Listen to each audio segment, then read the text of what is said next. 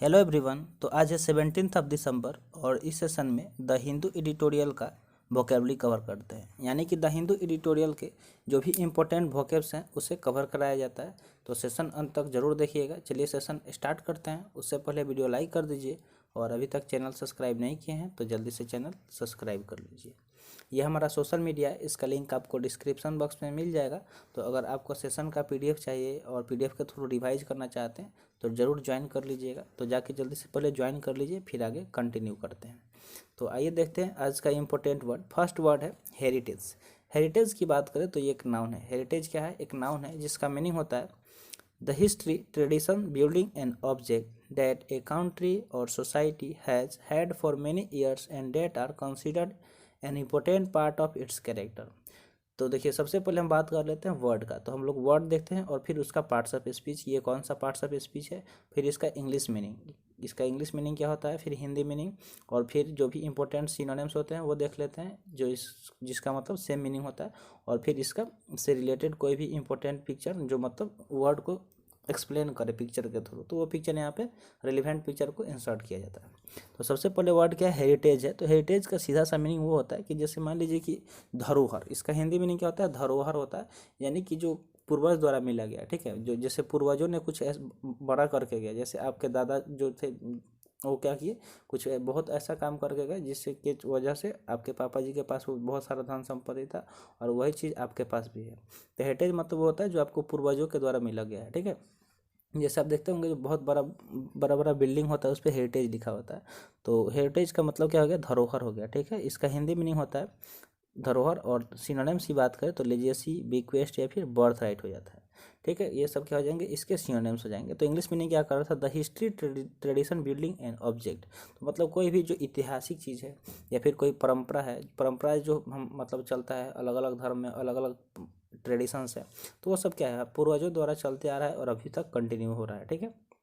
या फिर कोई भी ऑब्जेक्ट जो कम किसी देश के पास, किसी सोसाइटी के पास है, तो उसको क्या बोलेंगे? मतलब इम्पोर्टेंट पार्ट समझेंगे या फिर उसका जो कैरेक्टर है, तो वही हेरिटेज उसको बोलते हैं, यानी कि धरोहर। तो पिक्चर में देख सकते हैं ये क्या है, मतलब जो पूर्वजों द्वारा बनवाया गया है इंडिया में ताजमहल। तो ये क्या है? एक तरह का धरोहर है इंडिया का और काफ़ी फेमस है पूरे वर्ल्ड वाइड में। ताजमहल फेमस है। तो आई होप आपको समझ में आ गया होगा हेरिटेज वर्ड। नेक्स्ट वर्ड की बात करें तो नेक्स्ट वर्ड क्या है? रेजुनवेट। रेजुनवेट की बात करें तो ये एक वर्ब है। ये क्या है? एक वर्ब है जिसका मीनिंग होता है to make somebody something look और फील यंगर, मोर लाइवली और मोर मॉडर्न। तो रेजुनवेट मतलब होता है किसी को फील कराना कि वो काफ़ी ज़्यादा यंग लग रहा है, वो काफ़ी मतलब मॉडर्न दिख रहा है, ठीक है। तो उसको क्या बोलेंगे? रिजेनवेट बोलेंगे, यानी कि कायाकल्प बोल सकते हैं, ठीक है। क्या इसका हिंदी मीनिंग हो जाएगा? कायाकल्प हो जाएगा। सिनोनिम्स की बात करें तो रीस्टोर, रिवाइटलाइज या फिर रिफ्रेश। तो किसी जैसे आप सुबह में जब वॉकिंग वगैरह करेंगे तो काफ़ी अच्छा मतलब फील करते हैं, ठीक है। तो रिस्टोर, रिवाइटलाइज या फिर रिफ्रेश क्या हो जाएंगे? इसके सिनोनिम्स हो जाएंगे और कायाकल्प इसके सिनोनिम्स हो जाएंगे। नेक्स्ट वर्ड है एम्बिशियस। देखिए, तो एम्बिशियस की बात करें तो सबसे पहले तो ये एक एडजेक्टिव है क्योंकि इसके लास्ट में ओ यू एस आया है।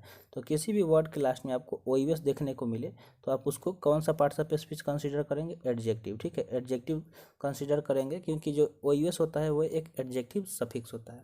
और सफिक्स क्या होता है? जो वर्ड के लास्ट में जुड़ता है, ठीक है। तो आपको ये चीज़ ध्यान में रखना है।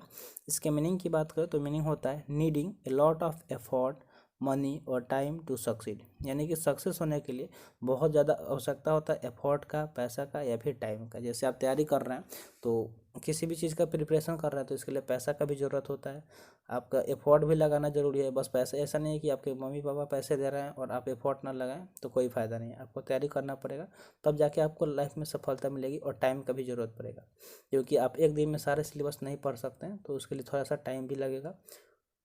तो समझ गए एम्बिशियस मतलब कि सक्सेस होने के लिए सारी चीज़ की ज़रूरत होती है। तो महत्वाकांक्षी बोल सकते हैं कि ये सारे क्या हैं, अगर आपकी लाइफ में ये सब प्ले करते हैं एक इम्पोर्टेंट रोल। जैसे कि मान लीजिए कि पैसा हो गया, टाइम हो गया या फिर आपका एफर्ट हो गया। तो जब भी आप सक्सेस होना चाहेंगे लाइफ में तो इन सब चीज़ों का काफ़ी ज़्यादा ज़रूरत होगा, ठीक है। तो एम के लिए हमेशा एम्बिशियस रहना चाहिए, ठीक है। अगर आपका जो लाइफ में एम है उसके लिए हमेशा क्या रहना चाहिए? एम्बिशियस। तो इस तरह आप वर्ड को याद भी रख सकते हैं। सिनोनिम्स की बात करें तो एस्पायरिंग, ईगर, डिफ़िकल्ट, ये सब क्या आ जाएंगे? इसके सिनोनिम्स हो जाएंगे। तो यहाँ पे रिलेवेंट पिक्चर भी दिया गया। मान लीजिए कि इस बंदे का एम है ऊंचाई को छूना, काफ़ी ज़्यादा मतलब ज़्यादा ग्रो करना लाइफ में। तो ये जब तक अपना पूरा लॉट ऑफ एफर्ट नहीं लगाएगा, पैसा नहीं लगाएगा, मेहनत नहीं करेगा तब तक इसको कभी भी सफलता नहीं मिलेगा, चाहे कोई भी हो, आपको भी वही काम करना पड़ेगा लाइफ में सक्सेस होने के लिए। नेक्स्ट वर्ड है अनप्रेसिडेंटेड। अनप्रेसिडेंटेड की बात करें तो ये एक एडजेक्टिव है, ठीक है, जिसका मीनिंग होता है that never happened, been done और बीन नॉन बिफोर। मतलब कोई ऐसा चीज़ जो इसके पहले नहीं हुआ हो, कोई ऐसा चीज़ जो पहली बार आप लाइफ में सुन रहे हो या देख रहे हो, तो उसको अनप्रेसिडेंटेड बोलते हैं। जैसे आप इसको प्रेसिडेंट से ही रिलेट कर लीजिए कि जो इंडिया की प्रेजेंट प्रेसिडेंट है कौन, द्रौपदी मुर्मू जी, तो वो क्या है, पहली शेड्यूल्ड ट्राइब की लेडी है जो भारत की प्रेसिडेंट बनी है। तो ऐसा क्या हुआ कि ये ऐसा चीज़ हुआ जो पहले नहीं हुआ हो, यानी कि अभूतपूर्व।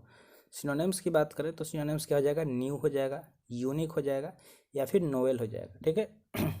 तो वर्ड क्या हो गया, अनप्रेसिडेंटेड हो गया, जो एक एडजेक्टिव है जिसका मीनिंग होता है अभूतपूर्व, और आप प्रेसिडेंट से रिलेट करके इसको याद रख सकते हैं। तो न्यू, यूनिक या फिर नोवेल इसके सिनोनिम्स रहेंगे। नोवेल वर्ड आपको बहुत बार कवर भी कराया गया है, आप सुने भी होंगे, जब कोरोना आया था तो नोवेल कोरोना वायरस बोला जाता था। तो नोवेल मतलब होता है नए तरह का, कोई ऐसा चीज़ जो नए तरह का हो। तो जो कोरोना वायरस था वो हमारे लिए नया था, क्योंकि ऐसा कोई भी हम लोग वायरस अभी तक नहीं देखे थे, उससे परिचित नहीं थे, ठीक है। चलते हैं नेक्स्ट वर्ड की तरफ। नेक्स्ट वर्ड क्या है, एस्थेटिक। क्या है, एस्थेटिक। एस्थेटिक की बात करें तो ये एक एडजेक्टिव है जिसका मीनिंग होता है made in an artistic way and beautiful to look at. ये तो मतलब किसी चीज़ को एकदम कलाकारी तरीके से बनाना और ब्यूटीफुल बना देना ताकि लोग उसको देखें ध्यान से। तो एस्थेटिक मतलब क्या हो गया कि सौंदर्य प्रेमी, मतलब बहुत सारे लोग होते हैं जो मतलब ब्यूटीफुल चीज़ को बहुत अच्छे से ऑब्जर्व करते हैं, उसको ध्यान से देखते हैं। तो किसी चीज़ को आर्टिस्टिक तरीके से ब्यूटीफुल बना देना ताकि लोग उसको ध्यान से देखें। तो एस्थेटिक्स को आर्टिस्ट से रिलेट करके याद रख सकते हैं, जिसका मीनिंग होता है सौंदर्य प्रेमी। और सिनोनिम्स की बात करें तो आर्टिस्टिक, टेस्टफुल, ब्यूटीफुल, ये सब क्या हो जाएंगे, इसके सिनोनिम्स हो जाएंगे। जैसे आप देख सकते हैं ये काफ़ी मस्त नज़ारा दिख रहा है, ठीक है, काफ़ी ब्यूटीफुल नज़ारा है यहाँ पे। तो वर्ड एस्थेटिक्स हो गया जो एक एडजेक्टिव है जिसका मीनिंग होता है सौंदर्य प्रेमी, आर्टिस्टिक, टेस्टफुल या फिर ब्यूटीफुल, इसके सिनोनिम्स हो जाएंगे। अब बात कर लेते हैं होमवर्क का। तो देखिए जो भी आप वर्ड सीख रहे हैं इससे कोशिश कीजिए सेंटेंस बनाने का, क्योंकि जब आप सेंटेंस बनाना स्टार्ट कर देंगे वर्ड से तो वो चीज़ आपके लिए, वो वर्ड हमेशा के लिए याद हो जाएगा और ज़्यादा आपको रट्टा मारने की ज़रूरत नहीं पड़ेगी। तो जो भी वर्ड आप सीख रहे हैं सेशन में उसको आप पीडीएफ के थ्रू देखिए, उसके बारे में सोचिए, उससे सेंटेंस बनाइए और कमेंट सेशन में ज़रूर लिखिए। तो ये सारे काम आप ज़रूर कीजिए अगर आप लाइफ में सिंसियर हैं अपने गोल को लेके। तो जो भी आपको बताया जा रहा है उतना तो ज़रूर कोशिश कीजिए। फिर कुछ टाइम बाद आप खुद बोलेंगे कि सर मतलब जो आप बता रहे हैं इससे काफ़ी ज़्यादा हेल्प मिल रही है। और आप जब एग्ज़ाम देंगे, अब जो भी आपका जो आने वाला एग्ज़ाम है, अब तो लगातार एग्ज़ाम आने ही वाला है, तो उसमें आपको खुद हेल्प मिलेगी। तो चलते हैं नेक्स्ट वर्ड की तरफ। नेक्स्ट वर्ड क्या है, रेजिलिएंट। रेजिलिएंट यहाँ पे एक एडजेक्टिव है जिसका मीनिंग होता है able to recover quickly after something unpleasant such as shock, injury etcetera. तो जैसे मान लीजिए कि कोई ऐसा पर्सन जो किसी चीज़ से जल्दी रिकवर होने के एबल हो, जैसे मान लीजिए कि कोई अनप्लीजेंट हो, काफ़ी ज़्यादा दुखी हो या सॉक्ड हो कोई चीज़ को लेके, या फिर इंजरी हो गया, मान लीजिए एक्सीडेंट हो गया, बाइक एक्सीडेंट या रोड एक्सीडेंट कोई भी, तो उस चीज़ से वो जल्दी से रिकवर पा लिया तो उसको रेजिलिएंट बोलते हैं। यानी कि रेजिलिएंट उसको बोला जाता है जो लचीला होता है। क्या होता है, लचीला, यानी कि फ्लेक्सिबल होता है। सिनोनिम्स की बात करें तो इसका इलास्टिक, बायंसी या फिर सप्पल बोल सकते हैं। ये सब क्या हो जाएंगे, इसके सिनोनिम्स हो जाएंगे। देखिए तो इलास्टिक आप देखते होंगे जो रबर वगैरह होता है, हम उसको खींचते हैं, फिर मान लीजिए यहाँ तक लेके आए, फिर वो आपस फिर वहाँ तक आ जाता है। तो जो लचीला होता है वो क्या होता है, रेजिलिएंट बोलेंगे उसको। और इलास्टिक, बॉयंसी या फिर सप्पल, इसके क्या हो जाएंगे, सिनोनिम्स हो जाएंगे। नेक्स्ट वर्ड है कॉम्प्लीमेंट। कॉम्प्लीमेंट की बात करें तो ये एक वर्ब है जिसका मीनिंग होता है to add to something in a way that improve it और मेक इट मोर अट्रैक्टिव।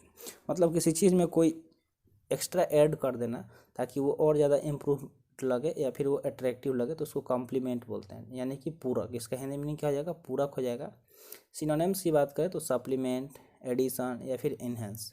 तो कॉम्प्लीमेंट देखिए, जब आप कोई आपको अच्छा, मतलब आपको कोई अच्छा लगता है तो आप उसको कॉम्प्लीमेंट देते हैं ना, या फिर कमेंट करते हैं, तो वही कॉम्प्लीमेंट उसको बोलते हैं। यानी कि कोई चीज़ जो आप मतलब ऐड कर रहे हैं ताकि वो और ज़्यादा अट्रैक्टिव लगे, तो उसको क्या बोलेंगे, कॉम्प्लीमेंट बोलेंगे। नेक्स्ट वर्ड है प्रोलॉन्ग। प्रोलॉन्ग की बात करें तो ये एक वर्ब है जिसका मीनिंग होता है to make something last longer. यानी किसी चीज़ को बहुत ज़्यादा टिकाऊ बना देना जो लास्ट तक लॉन्गर हो, ठीक है, माने काफ़ी ज़्यादा टिकाऊ हो, तो इसको लंबा बोल सकते हैं। सिनोनिम्स की बात करें इसका तो एक्सटेंड, प्रोट्रैक्ट, कंटिन्यू, ये सब इसके सिनोनिम्स हो जाएंगे। तो वर्ड क्या हो गया, प्रोलॉन्ग हो गया, जो एक वर्ब है जिसका मीनिंग होता है to make something last longer, यानी कि लंबा चलने वाला। एक्सटेंड, प्रोट्रैक्ट या फिर कंटिन्यू इसके सिनोनिम्स हो जाएंगे। 9th वर्ड है इम्पल्स। इम्पल्स एक नाउन है जिसका मीनिंग होता है ए सडन स्ट्रॉन्ग विश और need to do something without stopping to think about the result, यानी कि एक मतलब अचानक से मतलब आपके मन में कोई ऐसा विश आया या फिर नीड टू डू समथिंग, मतलब कुछ करने की ऐसा चाहत आई आपके मन में, without stopping to think about the result, और बिना कुछ सोचे समझे कि इसका रिजल्ट क्या आएगा, उसको इम्पल्स बोलते हैं, यानी कि आवेग।